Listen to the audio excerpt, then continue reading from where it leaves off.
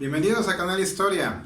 El día de hoy vamos a continuar con la forma de gobierno y de administración de la Nueva España. Seguimos viendo la Nueva España, que recuerden es la parte del tiempo entre 1521 a 1821.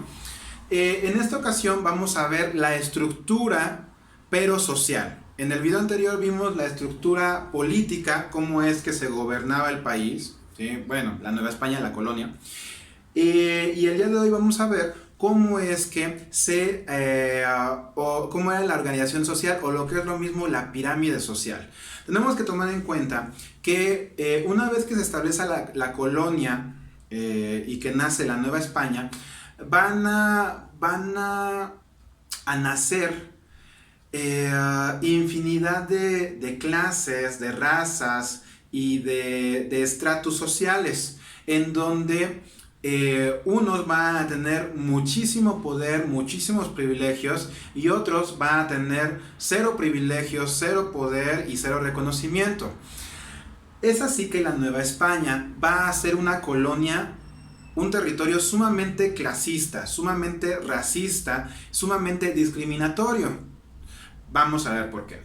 Bien, a continuación ustedes van a observar una pirámide que representa cómo está distribuida las clases sociales, y vemos que en esta pirámide social, ¿sí?, en la punta vamos a tener los mayores privilegios.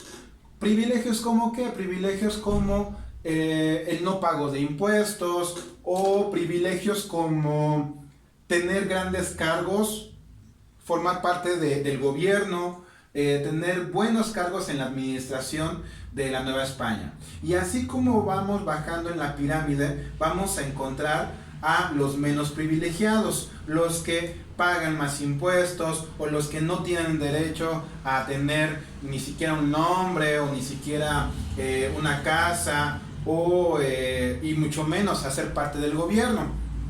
Así que vamos a empezar con la clase más privilegiada en la Nueva España. La clase más privilegiada en la Nueva España van a ser los españoles. Pero ojo, aquí para que nos demos cuenta de cuán clasista y cuán racista era la sociedad novohispana, es decir, la sociedad de la Nueva España, tenemos que diferenciar que había dos clases de españoles, ¿sí? Y que nos han mentido en nuestras clases de historia. Tenemos a los españoles peninsulares. ¿Quiénes eran los españoles peninsulares?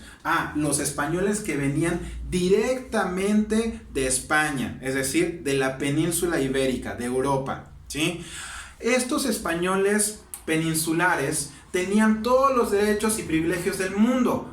De hecho, para poder ser virrey de la Nueva España, tenías que ser forzosamente enviado desde España, es decir, tenías que ser un español peninsular, estar viviendo en España. Así que los españoles que llegaban a la Nueva España, ¿sí?, eran considerados de cepa pura, ¿sí?, privilegiados, eran los que tenían más derechos. Ahora, no solamente el virrey, por ejemplo, tenían derecho a ser, por ejemplo, gobernadores, miembros de la Real Audiencia, ¿sí?, tener grandes haciendas y que no pagaran tantos impuestos, o que no pagaran en absoluto impuestos, ¿sí? Así que los españoles de la península tenían la vida arreglada, ¿sí?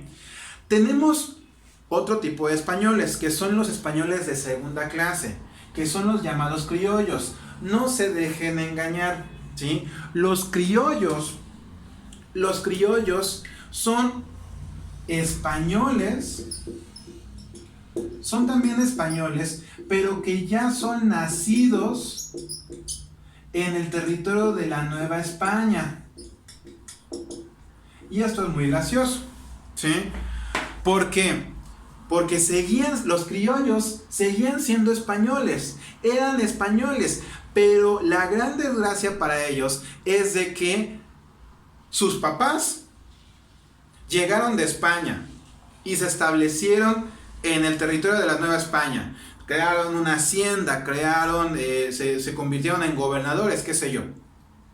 Su desgracia es de que ellos los hijos de esos españoles que llegaron de España ya nacieron en la Nueva España. Y por el simple hecho de allá haber nacido en el territorio de la Nueva España, ¡fum!, ya pasaban a ser españoles de segunda clase, que eran conocidos como los criollos, es decir, los nacidos ya en ese territorio. Con ese simple hecho, ya esos españoles ya perdían privilegios. Ya no podían ser, obviamente, virreyes jamás, pero tampoco podían ser gobernadores, tampoco podían ser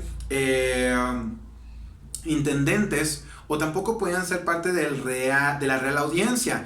En la religión también pasaba lo mismo. También en la Iglesia Católica, sabemos que también la Iglesia Católica tiene todo muy estratificado, y tenemos el Papa, los cardenales, los obispos, etcétera, etcétera, etcétera. Tenemos que los españoles peninsulares, en cuestiones religiosas, los españoles peninsulares tenían derecho a llegar a ser obispos, cardenales. Pero ya un español criollo, y si quisiera ser sacerdote, bien podía ser sacerdote, pero elevarse al rango de obispo o cardenal, jamás. Aquí tenemos un ejemplo muy claro. Sí, el padre de la independencia, Miguel Hidalgo y Costilla.